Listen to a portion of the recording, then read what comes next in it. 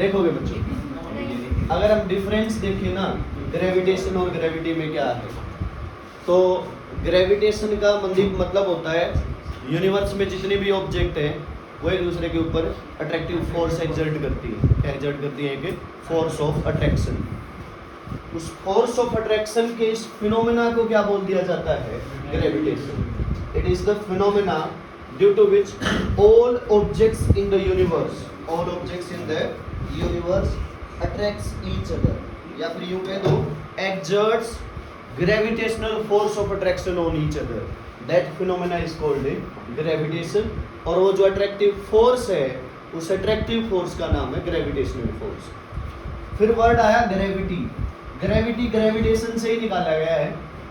अगर वही gravitational force अर्थ और किसी एक ऑब्जेक्ट के बीच में हो जाए, ये मान लो अपनी अर्थ है और ये कोई एक ऑब्जेक्ट रखी है, तो अर्थ इस बॉडी पे जो फोर्स लगाएगी, जो ग्रेविटेशनल फोर्स लगाएगी, उस ग्रेविटेशनल फोर्स में जो फिनोमेना इन्वॉल्व हुआ ना, उसके लिए क्या वर्ड यूज कर लेते हैं? Gravity. It is the phenomena due to which earth exerts gravitational force on any object on its surface और नियर इट्स सरफेस।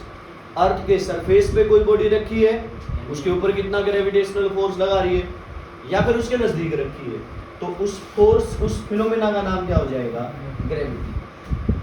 तो ग्रेविटी इज ऑल्सो ग्रेविटेशन, कह सकते हैं ना, अरे gravity is also gravitation. But gravitation को gravity नहीं कह सकते, क्योंकि ग्रेविटी तो एक स्पेसिफिक केस हो गया कि अर्थ और किसी एक बॉडी के बीच में जो ग्रेविटेशनल फोर्स है, उस फिनोमेना को क्या बोल देते हैं? ग्रेविटी बोल देते हैं। चैप्टर है 8, यूनिट है 6, नाम है ग्रेविटेशन। ये 7 टॉपिक है। 7 टॉपिक शुरू करने से पहले एक डिफरेंस बताया है, what is gravitation and what is gravity. Gravitation phenomena due to which there is force of attraction between all objects in the universe. Gravity, it is the phenomena due to which there is force of attraction exerted by earth on an object, तो लिख लो दोनों की definition, gravitation क्या है और gravity क्या है।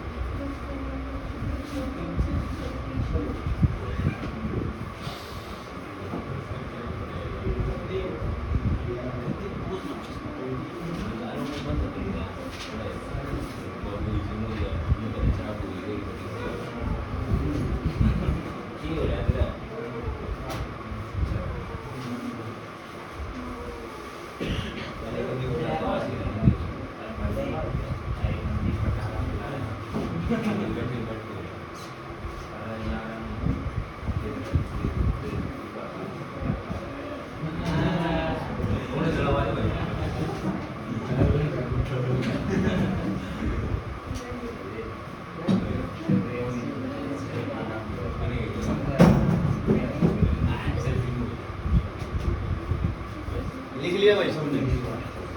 अब आगे देखो तो, अब आता है अपने पास Newton's law of gravitation. Newton's law of gravitation.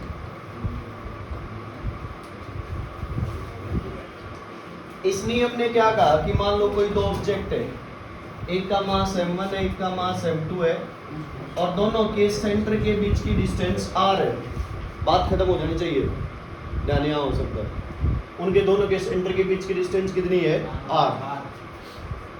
Point objects होने चाहिए तभी एप्लीकेबल है। पहली बात क्या होनी चाहिए? दोनों ऑब्जेक्ट पॉइंट ऑब्जेक्ट्स, यूं कह दो पॉइंट मासेस, तभी आप इसको अप्लाई कर सकते हो। तो भाई उसने कहा that force is directly proportional to product of masses, inversely proportional to square of distance between them. दोनों बातों में प्रोपोर्शनल का साइन हटाओगे तो कांस्टेंट आता है g, m1 m2 by r square. ये जो g आया, अगर इस g की बात करें तो g का नाम होता है universal gravitational constant. Universal gravitational constant, इसकी वैल्यू है 6.67 इंटू 10 की पावर -11, 6.67 इंटू 10 की पावर -11 न्यूटन मीटर स्क्वायर पर किलोग्राम स्क्वायर, ये इसकी यूनिट है। अगर इस g की डायमेंशंस की बात करें तो पहले भी सिखाई है इसकी डायमेंशंस। इसकी डायमेंशन आती है m-1 L3 T-2, ये आपके पास g की डायमेंशंस है। g की जो ये वैल्यू है ये हेनरी कैवेंडिश ने दी थी बच्चों, किसने दी थी ये वैल्यू? हेनरी कैवेंडिश, स्पेलिंग आगे पीछे हो सकती है। इसके लिए यूनिवर्सल वर्ड क्यों यूज किया है? क्योंकि ये समय पे डिपेंड नहीं करता। कल भी इसकी वैल्यू यही थी, आज भी इसकी वैल्यू यही है, और कल भी यही वैल्यू होगी, और कल भी सेम सेंटेंस बोल रहे होंगे कि कल भी इसकी वैल्यू यही थी, आज भी इसकी वैल्यू यही है, और कल भी इसकी वैल्यू यही रहेगी। समय पे इसकी वैल्यू डिपेंड नहीं करती है। प्लेस टू प्लेस भी चेंज नहीं होती है, ना टाइम के साथ बदलती ना प्लेस के साथ बदलती, हर जगह पे हर समय पे इसकी वैल्यू सेम है। इसलिए वर्ड लगा दिया यूनिवर्सल। क्या वर्ड लगा दिया? यूनिवर्सल। अगली बात करें तो इस फोर्स की प्रॉपर्टीज और सुन लोगे। ये है Newton's law of gravitation and these are points about G, capital G के बारे में पॉइंट्स थे बच्चों। जिस एक्सपेरिमेंट से इसकी वैल्यू निकाली गई थी, अगर याद रखना चाहो तो रख लियो, टॉरिजनल बैलेंस।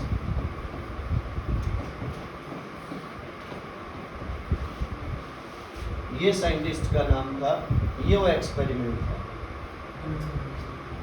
ये इसकी डायमेंशन, यूनिट, वैल्यू, नाम में यूनिवर्सल क्यों है? उम्मीद करो कि समझ आ गई है बात। कौन है? हाँ बता, क्या नहीं है नाम बागी। अरे क्लियर है, ध्यान नहीं देना चाह रहा है क्या? फिजिकल टू gm1m2/r², समझ नहीं आया। थोड़ा थपड़े सा मारे से बैटरी कई बज जाया करे जो होता नहीं फोन में, नोकिया वाला फोन आया था तो थोड़ा सा मार देते तो चल जाया करे। सुनो अगली बात।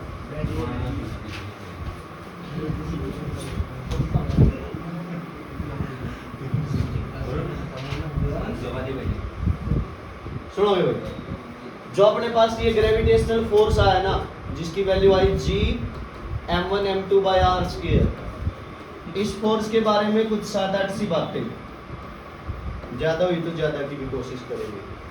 पहली बात बच्चों, this force is always attractive in nature. ये फोर्स हमेशा किस नेचर का होता है? अट्रैक्टिव। कभी भी ग्रेविटेशनल फोर्स आपको रिपल्सिव नहीं मिलेगा। This is one of the fundamental force. 4 fundamental force है, ये उनमें से एक है। This is a fundamental force. But एक बात जरूरी ये है कि जितने फंडामेंटल, उनमें सबसे वीकेस्ट है, सबसे कम स्ट्रेंथ ग्रेविटेशनल फोर्स की होती है। फंडामेंटल वीकेस्ट फोर्स है ये, एक सेंट्रल फोर्स है। अब प्यारे बच्चों बात आती है जी, सेंट्रल फोर्स का क्या मतलब है? तो सेंट्रल फोर्स का मतलब होता है कि उस लाइन के अलोंग एक्ट करेगा जो दो मासेस के सेंटर को ज्वाइन कर रही है, इसके अलोंग ही मिलेगा। जैसे इस M2 के ऊपर अगर आपको फोर्स देखना है ना, तो ये M1 इसके ऊपर जो फोर्स लगाएगा वो इस लाइन के अलोंग वो फोर्स एक्सर्ट कर रहा होगा। और अगर आपको फोर्स देखना हो किस पे? M1 वाले पे, M2 की वजह से, तो इस लाइन के अलोंग ही मिलेगा। It acts along the line joining the center of two masses। इसलिए कैसा फोर्स बोल देते हैं सौरभ इसको? Central force. कैसा फोर्स है ये? Central force. फंडामेंटल फोर्स है, फंडामेंटल में वीकेस्ट है, सेंट्रल है, हमेशा अट्रैक्टिव नेचर का होता है। अगली अगर हम इस ग्रेविटेशनल फोर्स की प्रॉपर्टी की बात करें तो 3 बातें हैं जिनको ये ओबे करता है। कितनी बातें हैं? मेनली 3। इट ओबे, या ओबेज क्या क्या? 1 2 3। इनवर्स स्क्वायर लॉ को ओबे करता है, इनवर्स स्क्वायर लॉ को प्यारे बच्चों ओबे करता है। या आपके पास सुपरपोजिशन प्रिंसिपल को ओबे करता है। अभी समझाता हूं इनका मतलब क्या है। ये प्रिंसिपल ऑफ सुपरपोजिशन या सुपरपोजिशन प्रिंसिपल को ओबे करता है। ये Newton third law of motion को फॉलो करता है। अब तीनों बातों का मतलब समझ लो। इनवर्स स्क्वायर लॉ को ओबे करने का मतलब इसके फॉर्मूले में ही समझ गए थे हम। F is inversely proportional to r square. इस प्रॉपर्टी का नाम क्या रख दिया जाता है? Inverse square law. कोई भी फोर्स जो डिस्टेंस के स्क्वायर के इनवर्सली प्रोपोर्शनल हो, हम उसके लिए वर्ड यूज करते हैं पहले बच्चों की, इनवर्स स्क्वायर लॉ को ओबे करता है। क्लियर हुई बात? अगली बात सुनो, सुपरपोजिशन प्रिंसिपल। दो बातें बोली थी सुपरपोजिशन प्रिंसिपल ने। कितनी बातें बोली थी? दो। वरुण आज जतिन एब्सेंट है तो तेरे को समझ आ गई ये बात है? जतिन आया नहीं आज, फिर भी समझ आ गया। आज सचिन आया है तो तेरे को ये टॉपिक समझ आ गया।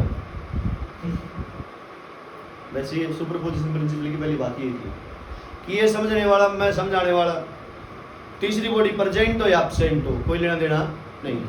तो इन्हें क्या कहा कि दो ऑब्जेक्ट्स के बीच का जो म्यूचुअल फोर्स है ना, कि M1 M2 पे कितना फोर्स लगाएगा वो M3 पे डिपेंड नहीं करेगा। M3 हो या ना हो, बट M1 का M2 पे जो फोर्स है वो M3 के प्रेजेंस या अब्सेंस पे डिपेंड नहीं करेगा। पहली बात तो यही कही सुपरपोजिशन प्रिंसिपल ने। दूसरी बात सुपरपोजिशन प्रिंसिपल ने हमें क्या बताया कि भाई अगर अब आप M2 पे टोटल फोर्स देखोगे ना, तो M1 वाले का तो फोर्स है ही है, M3 वाले का फोर्स भी आएगा। ये अपनी तरफ लगाएगा, ये अपनी तरफ लगाएगा, इन दोनों फोर्स का वेक्टर सम करना पड़ेगा आपको। क्या करना पड़ेगा? दोनों फोर्स का वेक्टर सम। कोई एक मास और आ गया मान लो M4, तो ये अपनी तरफ फोर्स लगाएगा, ये तीसरा फोर्स आ गया। अब M2 पे टोटल फोर्स निकालना है तो क्या करना पड़ेगा? तीनों फोर्सेस का वेक्टर सम करना पड़ेगा। ये दो बातें बोली थी भाई। देखे, इन दोनों के बीच का जो फोर्स है ना, वो ना इस पे डिपेंड करेगा ना इस पे, बट इसके ऊपर जो टोटल फोर्स निकालना हो ना, टोटल फोर्स निकालना हो, क्या निकालना हो? Total force. तो अलग अलग फोर्स का वेक्टर सम करना पड़ेगा। अलग अलग फोर्स का क्या करना पड़ेगा?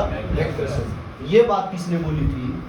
सुपरपोजिशन प्रिंसिपल ने बोली। याद रखोगे क्या बात को? अगली बात, Newton third law of motion. सब बच्चा जानता है। फिजिक्स में दो ही तो बातें हैं जो सबको आती है। क्यों मनदीप? आती है ना? For every action there is a equal and opposite reaction। मतलब पता हो या ना पता हो, स्टेटमेंट जरूर पता होती है कि भाई ये है न्यूटन थर्ड लॉ कि भाई ठीक है, 1 2 के ऊपर जितना फोर्स लगाएगा 2 भी 1 पे उतना ही लगाएगा, बट कैसे डायरेक्शन में? अपोजिट डायरेक्शन में। वो अपनी तरफ अट्रैक्ट करेगा और वो अपनी तरफ अट्रैक्ट करेगा। तो तीन बातें ये। अगली बात सुनो, ये जो फोर्स है ना, ये प्यारे बच्चों लॉन्ग रेंज फोर्स होता है। क्या होता है ये? Long range force. Long range force से अभिप्राय है कि ऑब्जेक्ट्स के बीच की डिस्टेंस अगर कुछ किलोमीटर्स में भी हो जाए, मिल्स में हो जाए, लाइट ईयर्स में हो जाए, तो भी ये एक्ट करता है, तो भी ये एक्ट करता है। सौरभ धरती पे बैठा हो और दूसरा सौरभ को चांद पे भेज दो, तो भी दोनों के बीच में क्या होगा? ग्रेविटेशनल फोर्स ऑफ अट्रैक्शन होगा। क्या होगा? दोनों के बीच में ग्रेविटेशनल फोर्स ऑफ अट्रैक्शन।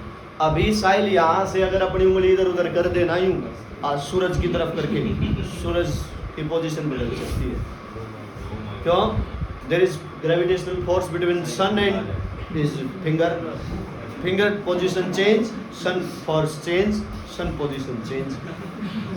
जब कभी भी इसको भाई ये करता क्या है, जब इसकी आँख खुल जाए तो सूरज को ऊपर कर देता है, दिन हो गया।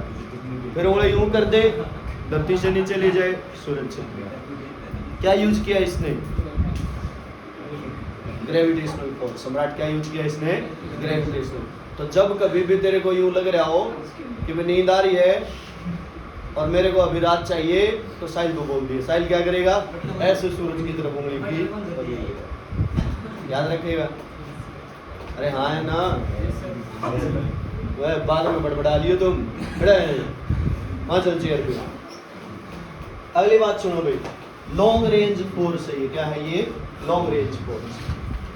अगर हम इसी फोर्स के बारे में अगली बात करें तो this force is independent of medium between the two masses. मैं और सम्राट बीच में कैमरा रखा तो भी हमारे बीच में जो ग्रेविटेशनल फोर्स उतना ही होगा, इस कैमरे को हटा दिया जाए तो मतलब ये मीडियम बिटवीन द टू के क्या है, इंडिपेंडेंट। दो मास है m1 m2, distance mass same रखो, उनको पानी में डाल दो, उनको हवा में रख दो, उनके बीच में दीवार खड़ी कर दो अंबुजा सीमेंट से, तो भी उनके बीच का फोर्स के ऊपर कोई फर्क नहीं पड़ेगा। अरे याद रखोगे बात, it is independent of the medium between a two masses. खड़े हो, चेयर पे चलो। तो अगली बात क्या आइडिया है, independent of medium between two masses. अगली बात इसके बारे में प्यारे बच्चों हम क्या बोल सकते हैं, it can operate in vacuum also. ये किस में ऑपरेट कर सकता है, वैक्यूम।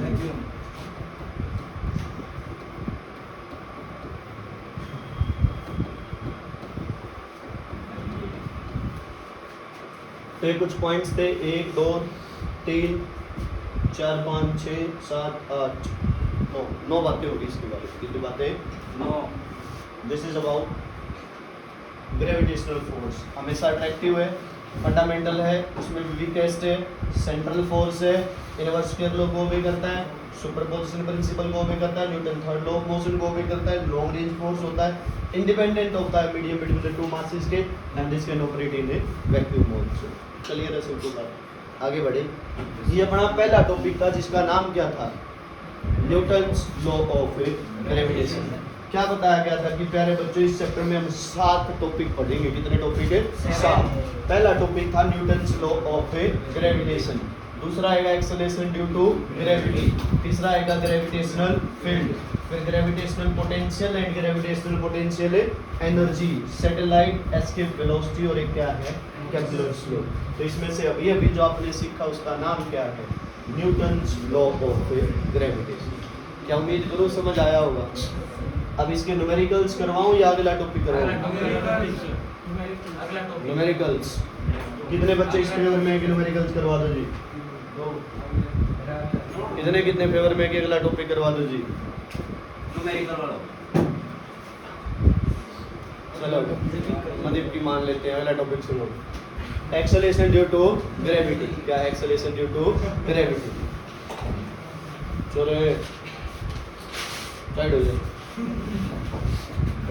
पापा फोन आया था, मैं जी मारा छोरा पढ़ना चाहो है, इसका गला 2-3 ही हैं जो पढ़ना ना देते हैं, वहाँ पता होता है। मैंने फिर बता दी माँ जी उनके घर के भी में कहूँ तब आई एक्सेलरेशन ड्यू टू ग्रेविटी। कई बार तो घर क्या तो मैंने यूँ पता चला कि आज ट्यूशन था, घर में पूछे जी कितनी देर पढ़ाया, तो पता आज तो छुट्टी थी, ये मैं बताऊँ बोले ना जी आज तो 2 घंटे आ रहा था बालक पढ़ने।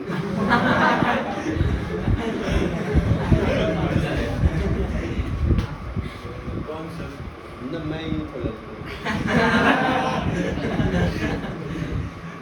कई बार तो पेरेंट्स बताऊं जी आज तो आपने 2 घंटे पढ़ाया। Acceleration due to gravity. अभी चले गए थे तो घर के देख के ना दूसरा कमरा बैठ गए होगे जाके। तो acceleration due to gravity G से दर्शाते हैं, नाम में ही डेफिनेशन है।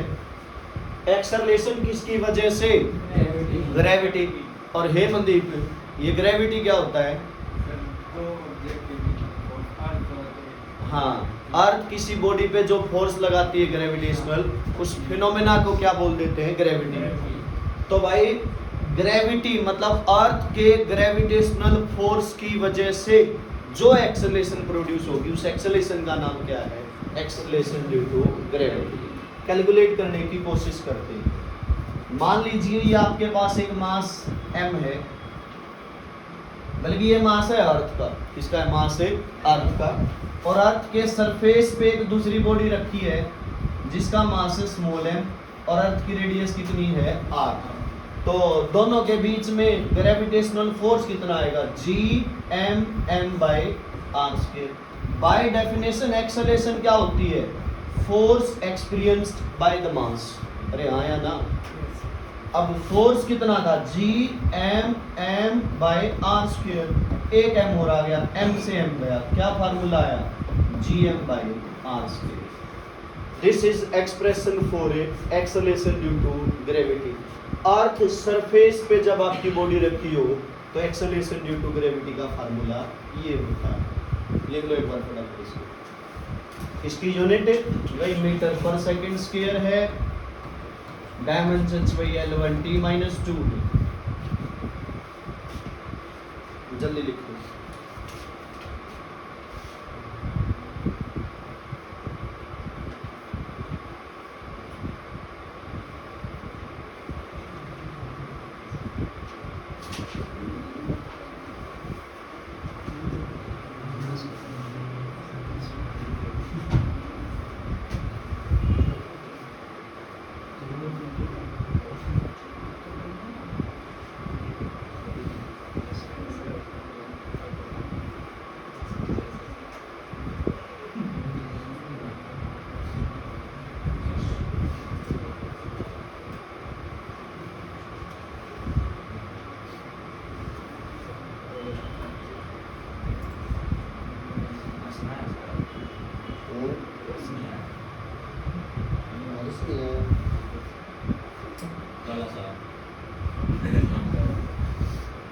कौन सी क्लास वाली बात कर रहे हो? अरे अच्छा हर्ष वो बिस्कुट एक छोटे वाला है और एक वो भारद्वाज है। भारद्वाज ना वो बैठा तो जगह जब नहीं आ रहता है ने ले भाई हर्ष नहीं दिखने लग रहा। वो बैठे पीछे है कमाल भाई इतना हर्ष दिखे।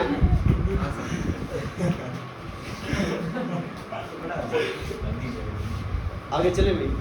अर्थ सरफेस पे इसकी वैल्यू की बात करो तो शायद बचपन से ही जानते हो क्या वैल्यू है 9.8 मीटर पर सेकंड स्क्वायर।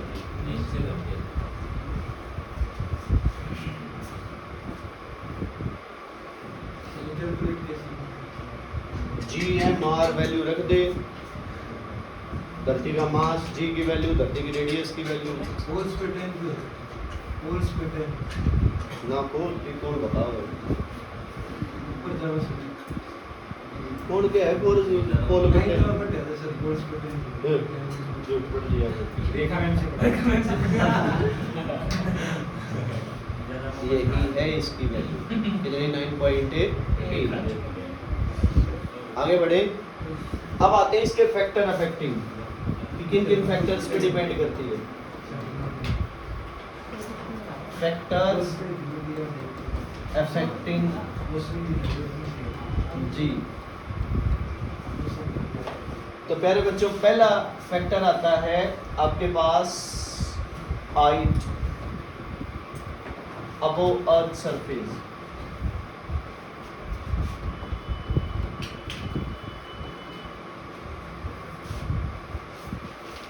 दूसरा फैक्टर आता है depth below earth surface.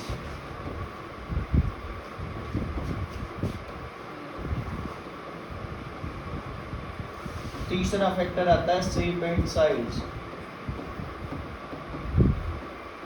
Of earth. और प्यारे बच्चों चौथा फैक्टर आता है रोटेशन ऑफ अर्थ। ये चार फैक्टर हैं, चारों को एक एक करके पढ़ते हैं। Height above earth surface, depth below earth surface, shape and size of earth, rotation of earth.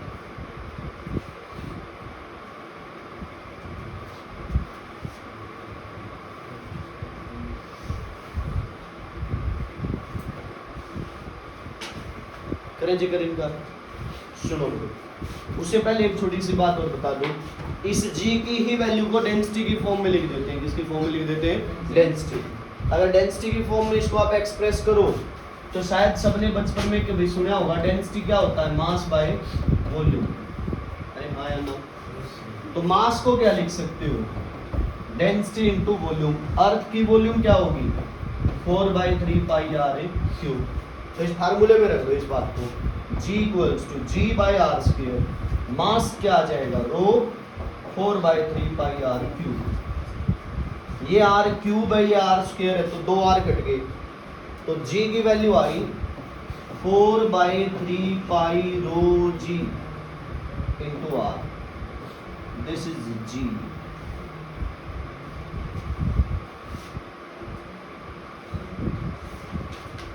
कहीं मास की फॉर्म में जरूरत पड़ी तो हम G की वैल्यू ले लेंगे Gm/r³।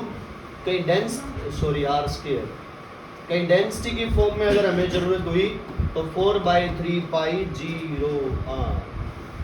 ये 2 फार्मूले इसके लिए, दोनों याद रखिए। क्या याद रहेगा, एक तो in the form of mass of earth, एक in the form of density of अर्थ।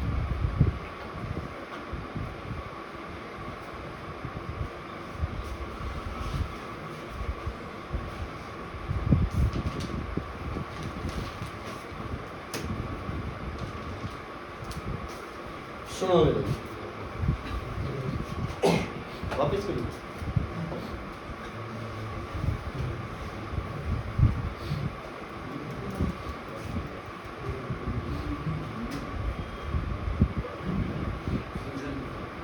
सोजल है, मांझा, कुछ लिख नहीं रहा है। अब तो ठीक है, कल किलो ही जा रहा था तू, मनीष गुरोवर को रोक रहा था। और अब आपके बहाना मार रहे। आगे बढ़े भी देखो, तो अगर हम हाइट की बात करें, इफेक्ट ऑफ हाइट, हम उसका जाग रहे हो।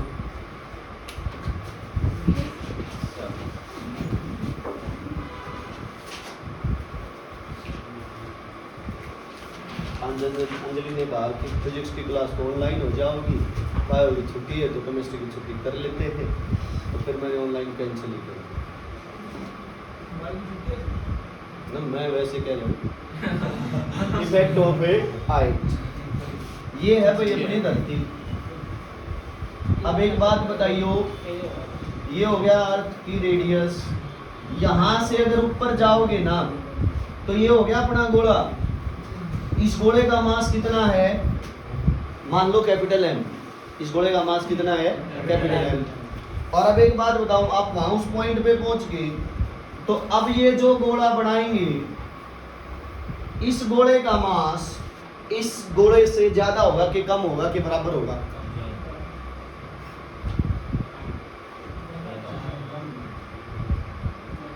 ये अपनी धरती है, ठीक है, और इसका मास है m।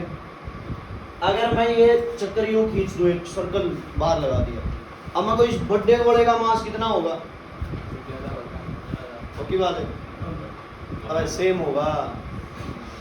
ये हवा है, हवा का भी मास माप रहे हो क्या? O2 ऑक्सीजन 8 8 16 32 AMU, ऐसा ही कुछ होता है। तो जोड़ तो नहीं लिए, अबे हवा आई, हवा का क्या मास जोड़ोगे? जितना मास इस गोले का है उतना ही मास इस बड़े गोले का होगा। तो जैसे ही धरती से ऊपर जाओगे तो जो गोला है जिसमें वो मास आना है, उस गोले का मास अपने अर्थ के ही जितना होना है। मतलब ऊपर जाने से मास पे कोई फर्क नहीं पड़ रहा है। तो हम ये फार्मूला यूज कर लेंगे इस इफेक्ट को निकालने के लिए। कौन से वाला formula? G on the surface कितना था? Gm/r²। G on the height क्या होगा? मान लो आप h हाइट पे चले गए, तब ये रेडियस कितनी हो जाएगी? r plus h। तो r की जगह पे आ जाएगा r प्लस h, दोनों को भाग कर दो तो GH/GS, या सिंपल G भी कह लो इसको। तो GS मतलब सरफेस पे जो G की वैल्यू थी, सिंपल G से दर्शा दो। बात करोगे तो GM से GM कैंसिल हुआ, अपने पास आया R/R प्लस H का होल स्क्वायर। अरे समझे क्या? फार्मूला देखते ही सचिन एक बात क्लियर हो रही होगी, जैसे जैसे H बढ़ेगा डिनोमिनेटर की वैल्यू ज्यादा होगी, तो जो GH है उसकी वैल्यू क्या हो जाएगी, कम। GH की वैल्यू क्या होगी, कम। अर्थात हाइट के साथ अगर आप हाइट को इंक्रीज करते हो तो G की वैल्यू क्या होती है, डिक्रीज। तो with height acceleration due to gravity decrease होती है। एक्सेलरेशन ड्यू टू ग्रेविटी क्या होती है, डिक्रीज। अगर ये h कम होता r से, मतलब कम हाइट तक जाते, 250-300 किलोमीटर तक जाते, तो इस फार्मूले को थोड़ा मॉडिफाई कर लेते हैं। GH बाय G यूं का यूं, और R बाय R कॉमन ले लो, 1 प्लस H बाय R रह गया, और पूरे का स्क्वायर, R से R कैंसिल हुआ, तो GH बाय G आया 1 by 1 plus H by R, इसकी पावर 2। इसको ऊपर लिख दो तो 1 प्लस H बाय R की पावर -2। डिनोमिनेटर को न्यूमरेटर में लिखते हो तो पावर क्या हो जाती है, नेगेटिव। एक बाइनोमियल अप्रोक्सीमेशन होता है, 1 प्लस x की पावर n हो और x 1 से कम हो तो इस पावर को इसके साथ गुणा में लिख सकते हैं, अप्रोक्सीमेट वैल्यू आ जाती है इसकी 1 प्लस n। सेम कहानी यहाँ है, 1 plus H by R, H बहुत कम है R से, तो ये 1 से कम होगी ये टर्म, और 1 से कम होगी तो इस पावर को गुणा में लिख सकते हो 1 माइनस 2H बाय R। ये था GH बाय G। तो यहां से तो आप GH लिखते तो GH आता G into R by R plus H का होल स्क्वायर। अगर यहां से आप GH लिखते तो आता G into 1 minus 2H by R। मन में आया कि जी ये फार्मूला सही कि ये फार्मूला सही, तो सही तो है ऊपर वाला फार्मूला, नीचे वाला तो एक अप्रोक्सीमेट रिजल्ट है जो अर्थ की रेडियस की 5% से ज्यादा तक यूज नहीं करना है आपको, मतलब 200-250 किलोमीटर तक के लिए यूज कर सकते हो। तो ये इफेक्ट ऑफ हाइट आपके पास क्या था, इफेक्ट ऑफ हाइट क्लियर है। हाइट के साथ acceleration due to gravity decrease होती है। क्या होती है acceleration due to gravity, decrease. अब बात करते हैं डेप्थ की बच्चों। ये लिख चुके हो ना सारा, रहता है तो लिख लीजिए।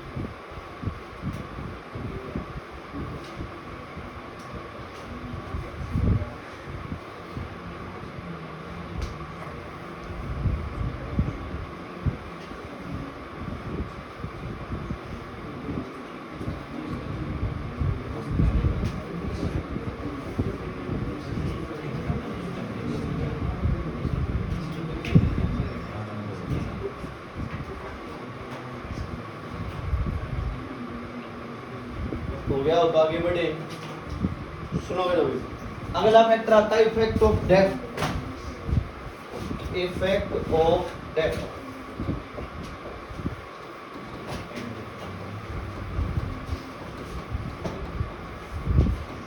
अगर प्यारे बच्चों हम डेप्थ की बात करें तो ये है अपनी धरती, इसकी रेडियस r और इसका मास m। अब डेप्थ मतलब कुछ नीचे आ गए, यहाँ आगे मान लो। अब मैं ये गोला बनाऊं तो मुझे एक बात बताइयो, एक तो अपनी धरती वाला बड़ा गोला और एक ये छोटा गोला, दोनों गोले सेम मास के हैं या छोटे वाले गोले का कम मास होगा? छोटे वाले का बताइए, कम कम होगा। ये तो सीधी बात है। अरे भाई जो गोला हटा है, गोले का जो हिस्सा वहां तो मास था ना, ऊपर गए तो कोई एक्स्ट्रा मास नहीं जुड़ा था, नीचे आए तो कुछ मास हटा तो है ना। एक तो ये गोला खींचे और एक ये गोला बनाए, और जबकि यहाँ के मटेरियल है तो इसका मास क्या हुआ है, डिक्रीज। तो अब जी के लिए जी वाला फार्मूला यूज मत करो, अब आप फार्मूला यूज कर लो डेंसिटी वाला। डेंसिटी तो सेम रहेगी, गोला तो अभी वही है, धरती है। नीचे जाओगे तो भी धरती रहेगी या कुछ अलग हो जाएगा? डेंसिटी क्या रहेगी, सेम। तो आप क्या फार्मूला यूज कर सकते थे जी सरफेस के लिए? तो 4/3 पाई रो जी आर, शायद ये था। और जी डेफ्ट, मान लो डी डेफ्ट नीचे चले गए, अब रेडियस कितनी बची, r माइनस डी। तो अपना फार्मूला आ जाएगा 4/3 पाई रो जी, और रेडियस की जगह पे हो गया r माइनस डी। दोनों को भाग कर दो, जी डी बाई जी। यहां तक तो सेम कहानी है, कैंसिल हो जाएंगे। तो अपने पास आया r minus d by r. अलग अलग से भाग कर लो, r बाई आर 1 हो गया, माइनस डी बाई आर।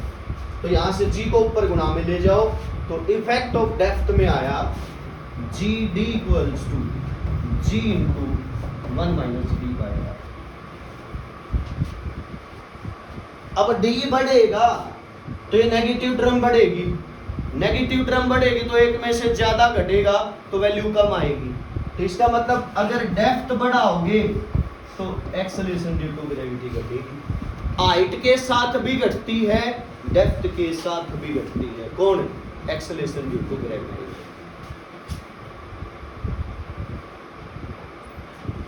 अब एक छोटी सी और जरूरी सी बात,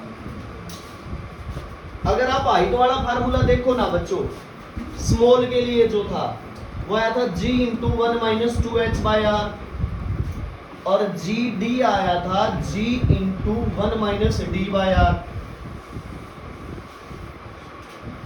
कोई यूं बोलते, अब आप जरा सोच समझ के जवाब दियो मुझे।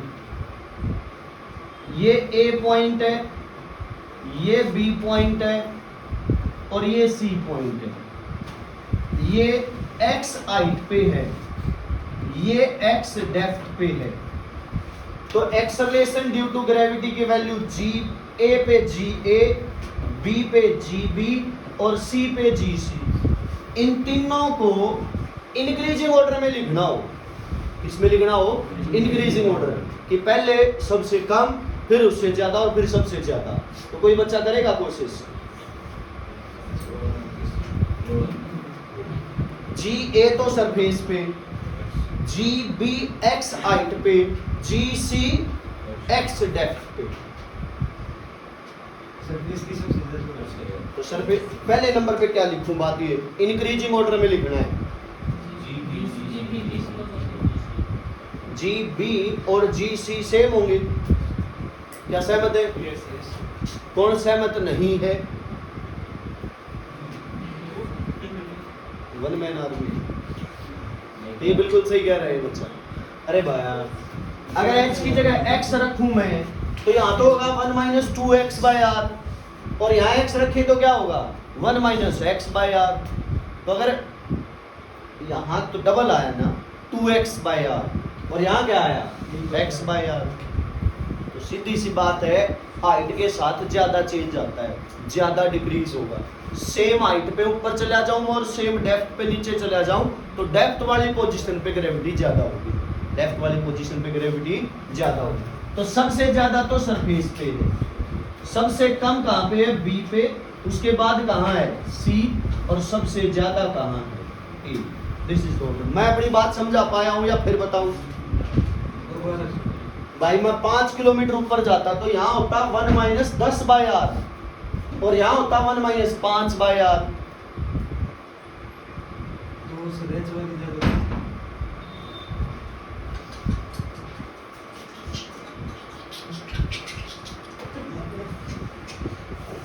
देखो बैटरी वाला थोड़ी इसकी देख सुन समझ। एक बात बता, मैं नीचे जाऊँ 5 किलोमीटर नीचे गई तो फार्मूला क्या होगा g into 1 minus 5 by r. मैं इसका और नीचे जाऊंगा तो वैल्यू घटेगी बढ़ेगी। मैं 10 किलोमीटर नीचे चला जाऊंगा तो कितनी वैल्यू आओगी? ठीक है, यो ज्यादा कि यो ज्यादा? पक्का नहीं? ठीक है, इस बात में बना रही है थोड़ी देर तक। अब मैं ऊपर जाऊं, ठीक है, मैं 5 किलोमीटर ऊपर गया तो बता फार्मूला क्या होगा? g इंटू 1 माइनस 5 दूनी 10। ठीक है, मैं 5 किलोमीटर ऊपर गया, 5 किलोमीटर नीचे आ गया। ठीक है, 5 किलोमीटर ऊपर गया तो कौन सा फार्मूला लगेगा? यो। और 5 किलोमीटर नीचे आया तो यो। अब यो बड़ा कि यो बड़ा? रा है ये ज्यादा ये लो हैं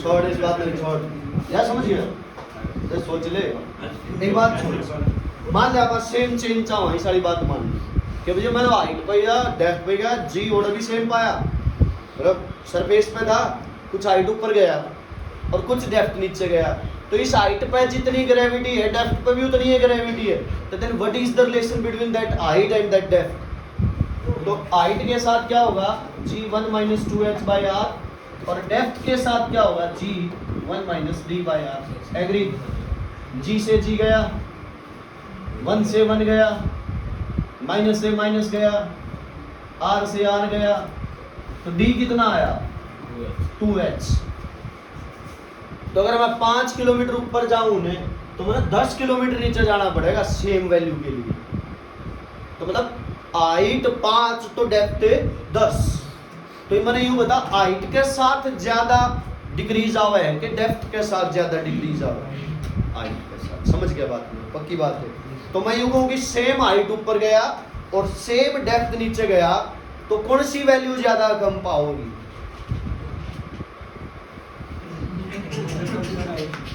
समझ गया पक्का मान जा अरे क्लियर है बात पक्का समझे हो ये लिख लो बात for the same this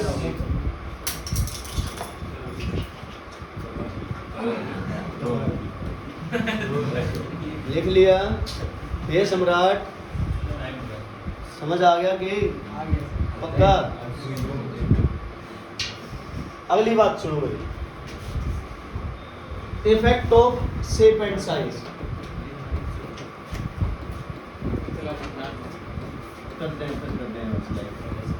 effect of shape and size सुनो ना भाई इसके बारे में कई साल पहले कई वर्ष पहले कई सदी पहले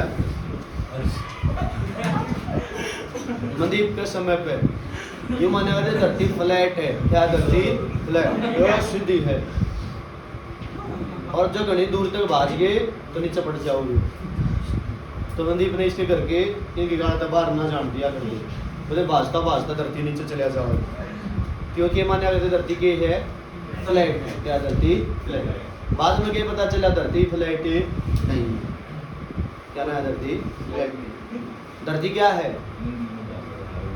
जनरली हम मान लेते हैं कि स्फेरिकल है गोला है स्फेरिकल बट सच्चाई में स्फेरिकल भी ना है एलिप्टिकल है क्या है एलिप्टिकल उसकी इक्वेटर की रेडियस ज्यादा है किसके कंपैरिजन में पोल के कंपैरिजन में तो g का फार्मूला था gm/r²। इसका मतलब g इनवर्सली प्रोपोर्शनल है r² के।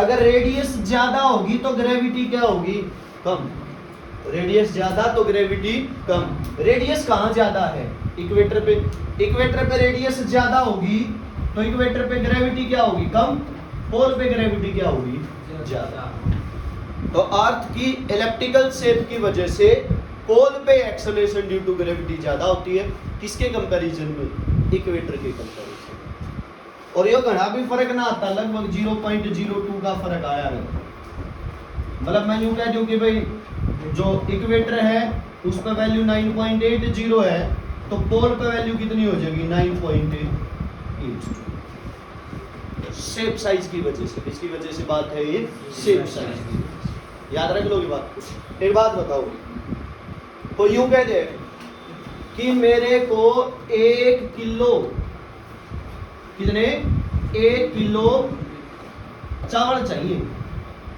राइस तो पोल पर ज्यादा मिलेंगे कि इक्वेटर पर ज्यादा मिलेंगे